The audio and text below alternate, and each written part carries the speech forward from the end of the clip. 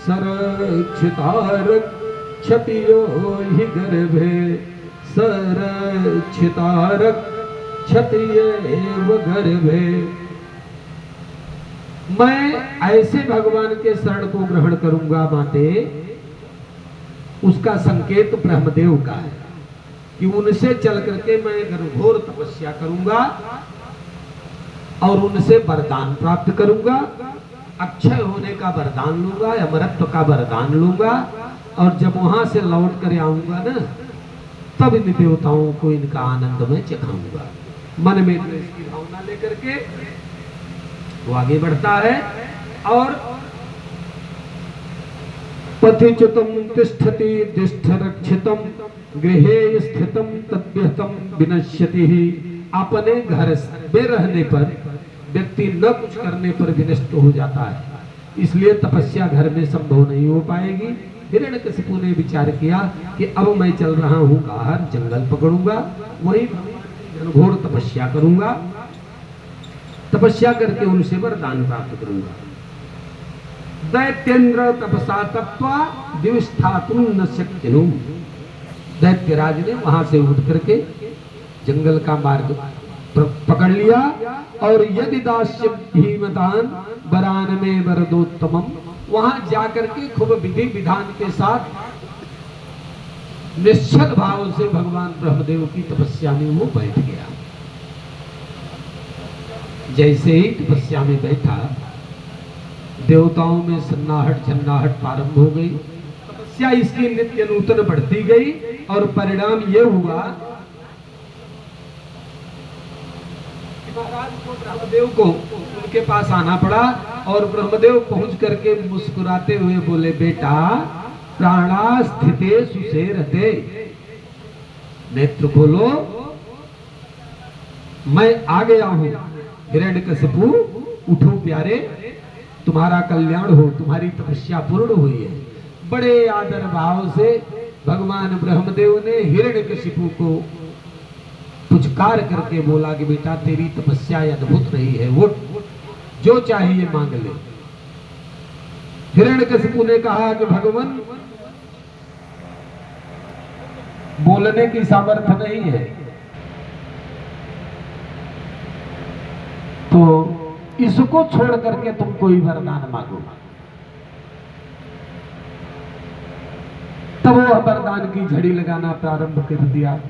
बोला कि अगर आप प्रसन्न हैं भगवान, तो एक बात तो जान लीजिए कि आपके द्वारा रचे गए किसी प्राणी से मेरी मृत्यु न हो। अच्छा भैया, भीतर या बाहर न हो, दिन या रात में न हो, अस्त्र या शस्त्र से न हो। अरे ब्रह्मा जी बोले, रुकेगा भी कि चलता ही रहेगा? क्या मांग रहा है, कुछ बोल। हाथ जोड़कर हिरण्यकशिपु खड़ा हुआ, बोला भगवान जो मांग रहा हूं सुनते जाइए। भीतर न मरू, बाहर से मरू, न नर से मरू, न मृग से मरू, न सुर से मरू, न असुर से मरू। ब्रह्मदेव बोले ठीक, तेरा ये दायित्व बनता है, इतनी तपस्या किया है, मैं आया हूं। तू जो जो मांगा है, न ऊपर मरू, न नीचे मरू, न यहाँ मरू, न वहां मरू, हे भगवान तमाम जगह मांग लिया। ब्रह्मदेव ने कहा चल भैया, भगवत प्रेरणा यही है तो तथास्तु, जो तुमने मांगा वो मैंने दे दिया। और देने के बाद फिर वो वापस जब बलपुंज होकर के बल को समेटे आया, तब वो है अपना वास्तविक स्वरूप धारण किया और देवताओं को लगा पीड़ा पहुंचाई। यह वरदान लेकर के वापस आया। अब वह शासन करना तैयार कर देता है और सभी देवता पीड़ित हो जाते हैं। अंत में जब कुछ बहुत परेशान हुए देवता, तो एक दिन भगवत प्रार्थना करते हुए भगवान के शरण में गए। वहां भगवान को उन्होंने प्रणाम किया। प्रणाम करने के बाद बताया कि भगवान हिरण्यकशिपु के अत्याचार से हम लोग परेशान हैं। भगवान बोले देख भैया, ये चीज तो मैं भली भांति जानता हूं, लेकिन तब तक समय नहीं आया था, आने दे। उसी के वंश में मेरा एक परम भक्त आएगा और जिस दिन वो मेरे भक्त को पीड़ा पहुंचाएगा ना, उस दिन मैं किसी भी वरदान का कोई भी ध्यान नहीं करूंगा, तब मैं उसका संहार करूंगा। यहाँ भागवत में लिखे हैं कि हनिश्चेपी बरोर जितम, यदि वरदान पाया भी है तो मैं उसको मिथ्या कर दूंगा, उसको हटा करके मैं उसका संहार करूंगा। क्यों? क्योंकि वो मेरे भक्त को पीड़ा पहुंचाया है। और भगवान सब कुछ बर्दाश्त कर सकते हैं, लेकिन माई बाप भक्त की पीड़ा को बर्दाश्त नहीं कर पाएंगे। यही एक जगह ऐसा है, नारद जी ने तो तमाम अपने प्रसंग में कहा है कि परम स्वतंत्र न सिर पर कोई, भावई मन करई सोई सोई।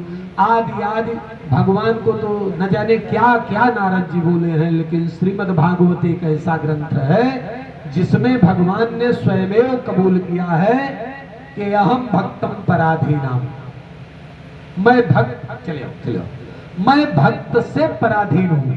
अगर कोई मेरे भक्त को पीड़ा पहुंचाया है, अगर कोई मेरे भक्त को पीड़ा पहुंचाया है, तब मैं उसको बर्दाश्त नहीं कर पाऊंगा। यह उदाहरण अभी इसी प्रसंग में, आज के ही प्रसंग में प्रहलाद के बाद महाराज अम्बरीश का आएगा। तो उन्होंने कहा कि जब ये मेरा भक्त आएगा और ये मेरे भक्त को पीड़ा पहुंचाएगा, उसी दिन मैं आकर के उसका संहार करूंगा। थोड़े दिन की बात है, क्योंकि स्वभाव आदमी का, देखिए रास्ते में अगर आप जा रहे हैं, कोई आपको गाली दे दिया या अनावश्यक बैर विरोध कर लिया, तो उसका जवाब आप न दे करके आप आगे बढ़िए। स्वभाव उसका बना रहेगा न, तो आपके पास से उसके घर में एक संतान का जन्म होता है जो 4 भाई हैं। प्रहलाद का, बोलिए प्रहलाद भगवान की जय। यहाँ पर प्रहलाद के जन्म होने के साथ ही साथ विलक्षण तेज उस बालक के अंतर्गत आता है। कुछ दिनों तक वो चारों भैया आपस में इधर उधर पढ़ाई लिखाई किए। जब प्रहलाद के प्रसंग में कोई बात कभी पिताजी के द्वारा या अन्य के द्वारा बताया जाता, तो प्रहलाद के मुंह से न जाने क्यों यही एक ही शब्द हर समय निकलता था, मालूम है क्या? भजमन नारायण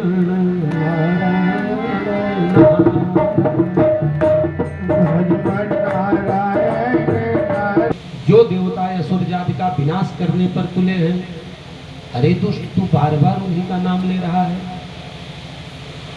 अनेकानेक बार समझाने के बाद बालक प्रहलाद के ऊपर उसका कोई प्रभाव नहीं पड़ता, या अपना भले प्राप्त कर लेते, लेकिन वो भगवत नाम से विमुख नहीं होते।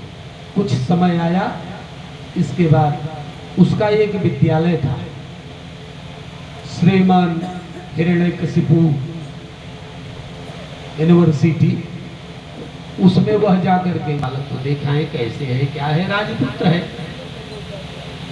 तो एक दिन माता पिता से सवारी तैयार हुई और हिरण्यकशिपु बड़े आनंद से अपने बालक को देखने के लिए विद्यालय पहुंचा। विद्यालय में जब जा रहा है तो वहां देखा कि बालक प्रहलाद सहज साथियों को लेकर के भगवत नाम संकीर्तन प्रारंभ किया है। शंडामर्क जी को डांटे कि सुधार लो वरना ठीक नहीं होगा। शंडामर्क ने बहुत समझाया, बहुत पढ़ाते, जो विषय वो असुर जाति का पढ़ाते उसको वो बराबर ध्यान से सुन लेता, पूछते तो बता भी देते, लेकिन फिर उस चीज को दिमाग से हटा देता। अब मास्टर साहब तो परेशान कि भाई जो मैं शिक्षा पढ़ा रहा हूँ बालक याद भी कर रहा है।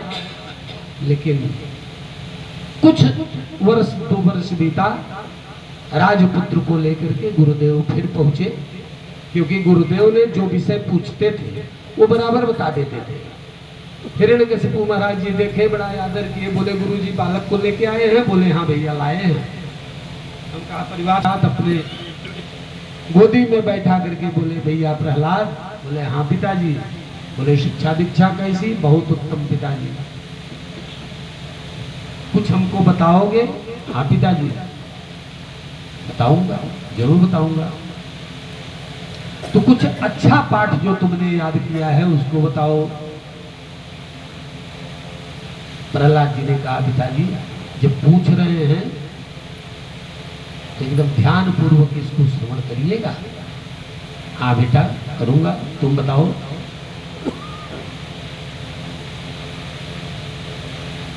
बोले पिताजी संसार चाहे जो गुरुदेव ने पढ़ाया है वही बता। वो बोले वही बता रहा हूं पिताजी, सावधान पूर्वक सुनो। कहने क्या? कहे प्रथम भगति संतन करो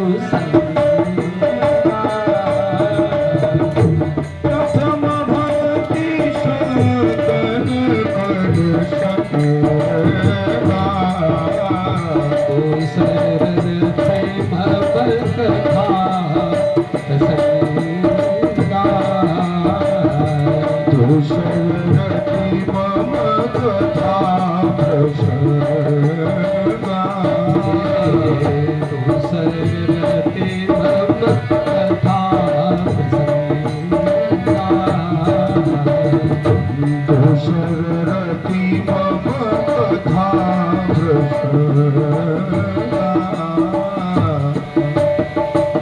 प्रभु पद पंकज सेवा तीसरी भगत ये मान चौथी भगत नम गुणगन कर। हिरण्यकशिपु बोला तू पागल तो नहीं हो गया रे? ये तू हमको संतों के संग करने की बात कर रहा है। मैं नरेश हूं, मैं राजा हूं, मैं तेरा पिता हूं, असुर जात में हूं, मेरी यहाँ आज्ञा का यत्र तत्र सर्वत्र पालन होता है। तू मुझे उपदेश दे रहा है मेरा बेटा होकर के। अब इतना कह के दो तमाचा देकर उठाकर फेंक दिया। भाग। संडावर्ग जी को बुलाए। संडावर्ग जी, जी हुजूर यही शिक्षा देकर आए हो? आंखें एकदम लाल लाल करके कोपा कोप करके संडावर्ग जी को डांटा कि अगर नौकरी करनी है तो सावधान हो जाओ, बालक को सही शिक्षा दो, ले जाओ यहाँ से। संडावर्ग जी ने तमाम हाथ जोड़कर प्रार्थना किया कि भगवान अपराध माफ हो। मैंने तो वही शिक्षा दिया है जो असुर जाति के आपके द्वारा हस्ताक्षरित पुस्तक है जो विद्यालय में चलती है असुर जाति की, मैं वही शिक्षा दिया हूँ नारायण। लेकिन पता नहीं क्यों यह बालक पूछने पर सब कुछ बताता भी है, लेकिन आपके जैसे ही आज नरेश के पास पहुंचते हो वैसे ही तुमको नारायण नारायण ख्याल आने लगता है। मैं भी जानता हूँ नारायण सत्य है बपई, लेकिन वही बोलो जो राजा को अच्छा लगे।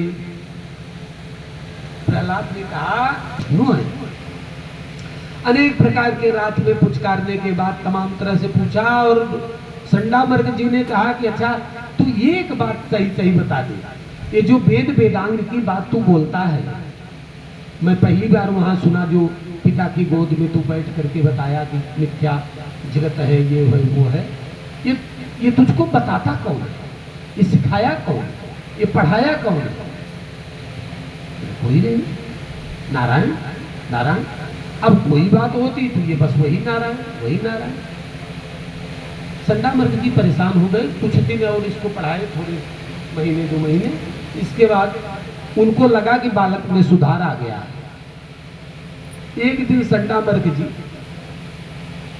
बाजार गए थे, बाजार से लौट करके कुछ सामग्री लेना होगा और लौट रहे थे कि रास्ते में महाराज हिरण्यकशिपु परीक्षा लेने के लिए उस बार विद्यालय में पहुंचते और जैसे ही कि नेताजी भक्तराज प्रहलाद ऐसे ही बीच में बैठ गए और आरी आरी सारे विद्यालय के असुर बच्चों को बैठा करके और सबको उपदेश कर रहे हैं कि भैया सहपाठियों एक चीज तो ध्यान में रख लो, जब भी आप लोगों को समय मिले तो आप लोग यही एक ही चीज बोला करो, मन में यही जपा करो, देखो थोड़े दिन में कल्याण हो जाएगा।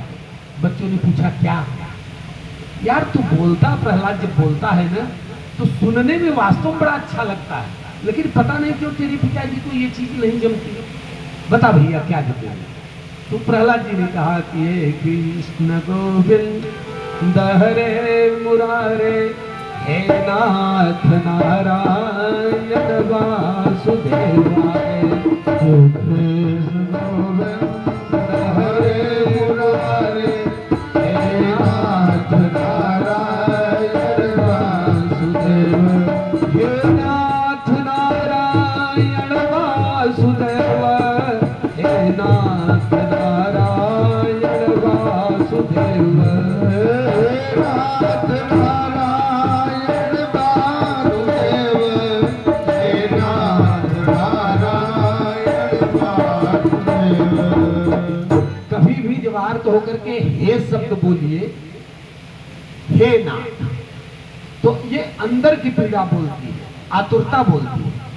और यही बोलते बोलते ऐसा वहां झांझ मृदंग ताल बच्चों का शुरू हो गया कि सब अपने मस्ती में मदमस्त हो गए। उधर से हिरण्यकशिपु और चंडामर्क महाराज जी पधारे, और जब वो लोग देखे कि इधर तो सब मस्त हैं, ये सब भगवत संकीर्तन में लगे हुए हैं।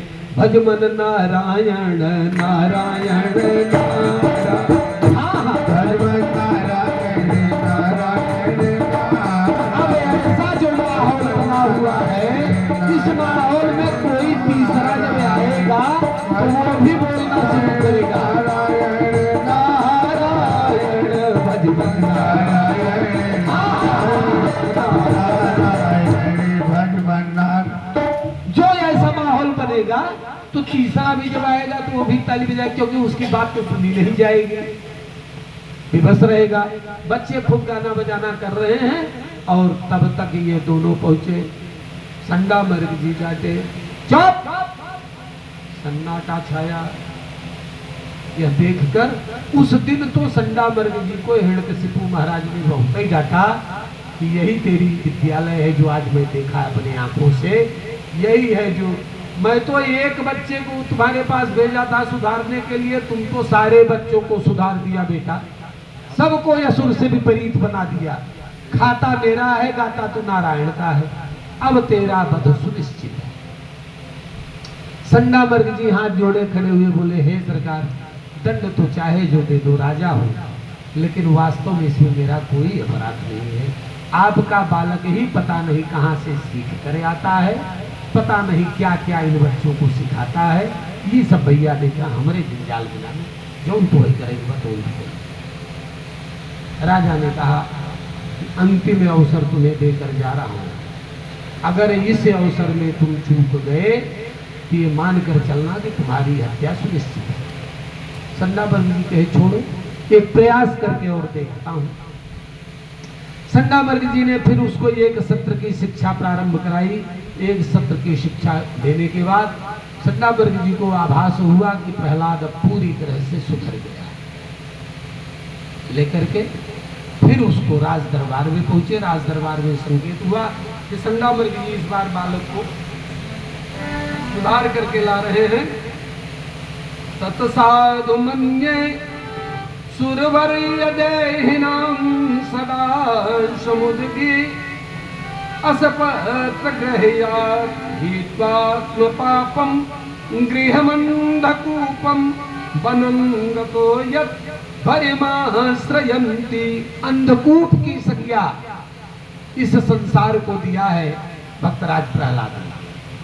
जब चंडामर्क जी यहाँ से दूसरी बार लेकर के राज दरबार में बालक को पहुंचते हैं तो वहां साज सज्जा खूब हुई, आओ भगत खूब हुई। फिर बालक प्रहलाद बैठ करके सामने, उसको अब तक बड़ा भी हो गया था, सामने आसन प्रदान किया गया। और तब हिरण्यकशिपु बड़े प्रेम से बोला कि वत्स प्रहलाद, शिक्षा पूर्ण हुई? हाँ पिताजी, शिक्षा एकदम पूर्ण हुई। कोई सुंदर पाठ तैयार किए हो? हाँ पिताजी किया हूं। कौन सा पाठ तैयार किए हो, सुनाओगे? बिल्कुल पिताजी सुनाऊंगा। तो चलो सुनाओ। असुरजात के विलक्षण प्रतिभा में विलक्षण शरीर तुम्हारी है, स्वरूप तुम्हारा है। और अब तो देखो प्रहलाद जी सुनाना शुरू कर दिए और हिरण्यकशिपु अब पागल बनना शुरू हो गया है। भक्तराज प्रहलाद ने कहा कि पिताश्री हित्वात्म पापम गृहमंद कूपम, कि जो संसार के अंधकार कुआं में गिरा है ना, कि कुल भरे परे। कहे क्या बोला? ठीक से बता, नहीं समझा। कहने का आशय क्या है तुम्हारे? कहन पिताजी, कहने का आशय यह है कि प्रथम भगति संतन करु संगा, प्रथम भगति संतन करू संगा, दूसर रति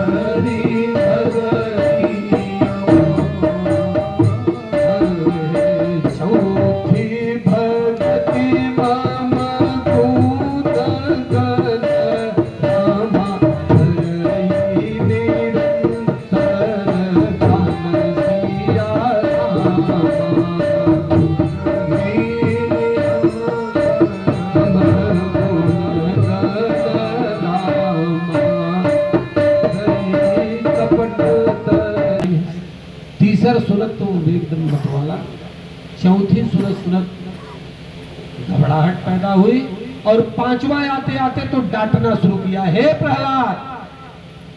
तब तक प्रहलाद जी बोल चुके पंचम भगत, मंत्र जापु मम धीर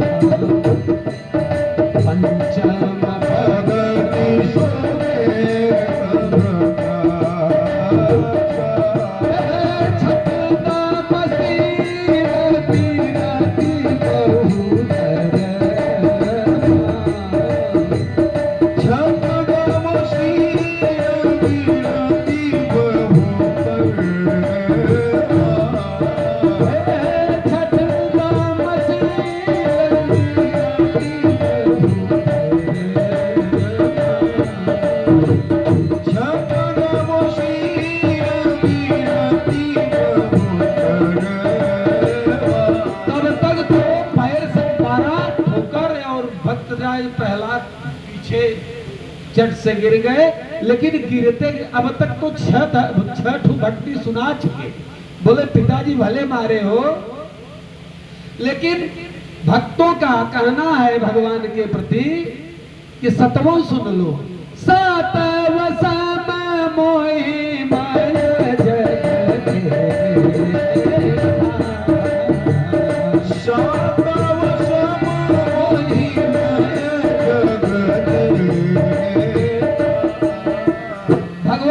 स्वरूप में सभी प्राणियों में ईश्वर का दर्शन करो पिताजी, बैर मत करो जो मुझे मार रहे हो, ना ना ना, सब में ईश्वर का अंश है।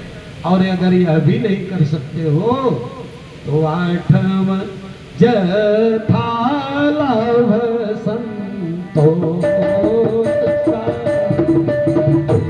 आठम जथा लाभ संतो। इतना कहते कहते तो उठे, और जैसे ही भक्तराज प्रहलाद उठे, खड़ा ही होना चाहे तब तक फिर एक पैर मारा और भक्तराज प्रहलाद फिर गिर जाते हैं। लेकिन गिरते गिरते उन्होंने कहा, नवम सरल सब समझी,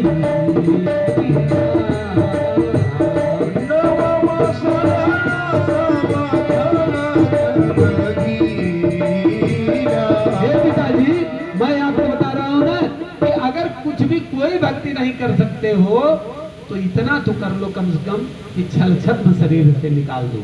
अगर इतना भी हो गया तो भी कल्याण हो जाएगा। गोस्वामी जी ने भी लिखा है कि नवमहु एकौ जिनके होई, नवमहु एकौ जिनके होई, नारी पुरुष सचराचर कोई, नारी पुरुष सचराचर कोई। नवमहु एकौ जिनके होई, नवमहु एकौ जिनके होई, नारी पुरुष सचराचर कोई। नारी पुरुष सचराचर कोई। अगर इस नवधा भक्ति में पिताजी किसी को एक भी भक्ति प्राप्त हो जाए तो उसका जीवन सफल हो जाता है, सार्थक हो जाता है। इस तरह से अगर वो लोग नहीं कह पावत है तो श्रवणम, केवल अच्छी बात तो सुनई के ही प्रयास कैले होता नहीं बहुत बात। ना ही श्रवण करत है तो कीर्तनम, उनकर नाम ही जपत। वह नहीं हो पावता तो स्मरण, बस केवल उन्हें स्मरण कर। वह नहीं हो पावता तो पाद सेवनम, मूर्ति प्रणाम कर। अर्चनम बंदनम दास्यम, कुछ भी करिए लेकिन यह ध्यान में हर चीज बनी रहे कि जगत मिथ्या है, अगर सत्य कोई है तो श्री हरि नारायण है। इसलिए भजमन नारायण नारायण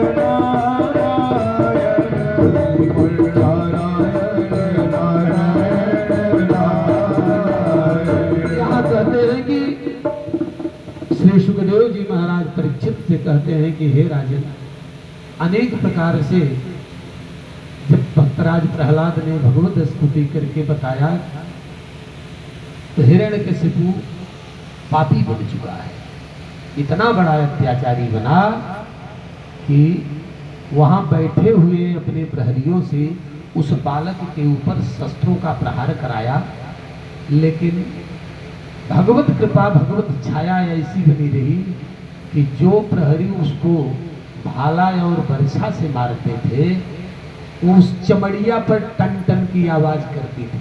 भगवान श्री हरि ने स्वयं पत्थर और लोहे का शरीर धारण करके भक्तराज प्रहलाद के शरीर में चिपक जाते थे। यहाँ दैत्येंद्र का आदेश मिलते ही उनके सेनापति ने अनेक प्रकार की यातना दिया। मदमस्त हाथी तक से रौदवाने का प्रयास किया, ऊपर से गिराने का प्रयास किया, होलिका जैसी देवी को बैठाकर जलाने का प्रयास किया, जहर दिया, अनेक यातना को दिया। लेकिन जब जब वो जो देता तो इधर भक्तराज प्रहलाद भगवत स्तुति में ही मस्त रहते और भगवान श्री हरि विष्णु के सुंदर स्वरूप को देखते रहते। एक दिन जब मारने से भक्तराज प्रहलाद को कोई क्षति नहीं होती है, तब हिरण्यकशिपु परेशान हो गया। एक दिन फिर राज दरबार में घसीट कर मंगवाया, बोला बात हम दिन बात, और वहां से इतनी यातना देना शुरू किया भक्तराज प्रहलाद को कि अब आज के दिन भगवान श्री हरि विष्णु का हृदय पसीज गया। इतनी यातना भक्त को मिले कि भला भगवान कैसे बर्दाश्त कर सकते हैं, क्योंकि भक्त वत्सल किसी का नाम है, भगवान श्री हरि का नाम। भगवान अब उसके पद की योजना बनाते हैं। इधर हिरण्यकशिपु ललकार करके प्रहलाद को कहा कि प्रहलाद अब तू सुधरेगा या तेरी अंतिम गति अब आज कर ही दूं। भक्तराज प्रहलाद ने कहा कि पिताजी आप तो शुरू से मेरे अंतिम गति पर लगे हैं, लेकिन आज तक नारायण की कृपा से कुछ संभव नहीं हो पाया। आपको जो करना है वो करिए, लेकिन मेरे शरीर में तो जब जान रहेगा तो मैं तो माई बात यही कहूँगा, श्रीमन नारायण नारायण।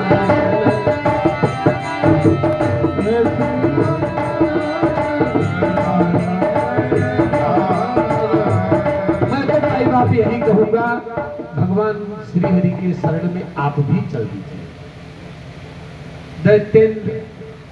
दैत्यराज बहुत क्रोध में आता है और कहता है कि क्या ईंट पत्थर सब में तू कह रहा है कि तेरा हरि है, क्या इस खंबे से निकलेगा तेरा है? कहीं अगर आपको विश्वास होगा ना तो जरूर निकलेगा। दैत्येंद्र बोला तो ठीक है, मैं तेरे ऊपर अब तलवार का प्रहार कर रहा हूँ, अब आज तेरा अंतिम कार्य पूरा ही कर दे रहा हूँ। अगर तेरे भगवान में सामर्थ्य है तो बोल निकल के बचा लेते। विष्णु शस्त्रेषु युष्मासु मयि चासौ व्यवस्थितः दैत्येयास्तेन सत्येन। अगर सत्य है तो माकमन्त्यायुधान में दंता गजानम कुलिसाग्रनिष्ठुरा। दैत्यराज के प्रति श्री सुखदेव जी महाराज कह रहे हैं कि हाथी के बड़े बड़े दांतों को प्रहलाद के शरीर में छुपवाया था। क्या यातना दिया है? दंता गजानम कुलिसाग्रनिष्ठुरा शरणाय देतेन बलम ममैतत् महाविपत्ताप विनाशनोऽयं जनार्दनानुस्मरणानुभावः जनार्दनानुस्मरणानुभावः। सब कुछ यातना भक्तराज प्रहलाद भगवान श्री हरि जनार्दन का स्मरण करते रहते, लेकिन उनके आंखों से आंसू नहीं आते थे। सब भगवत कृपा है ऐसा सोचकर सब अत्याचार इधर जब अंत समय आता है, जब अग्नि ने होलिका को लेकर भेजा तो वहां अग्निश्च शीतलाम, या तो उतनी दूरी तक अग्नि इतनी शीतल रहती थी कि भक्तराज प्रहलाद को ठंडी लगती थी। अग्निश्च शीतलाम याति जलंच स्थलताम गतम अस्ताणी पुष्पभावम च हरेर्नामानुकीर्तनम। और जहाँ जहाँ यह स्थल में भिजवाया वहाँ भगवान श्री हरि विष्णु जल में डुबवाया। श्री हरि भगवान विष्णु छाया के समान बना करके खड़े हो जाते थे और इनका तो ये कई काम था, हरे राम